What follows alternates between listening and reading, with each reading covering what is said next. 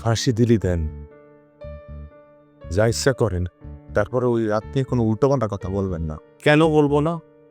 ওই রাতে একজন মানুষ খুন হয়েছে। কেন খুন হয়েছে? আপনি তাকে খুন করেছেন, আদৌ সেটা খুন কিনা সেগুলো আপনাকে জানতে হবে।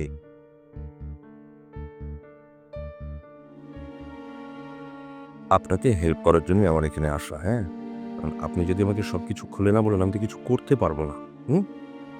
আমাকে একটু পরিষ্কার করে বলুন, ওই রাতে আসলে কি ঘটেছিল? আপনি কথা বোঝেন না? আমি নেমো খারামি করেছি। আমি যাতে আমি মারিছি, আমার এই হাত দিয়ে মারিছি, তা কোনো সমস্যা?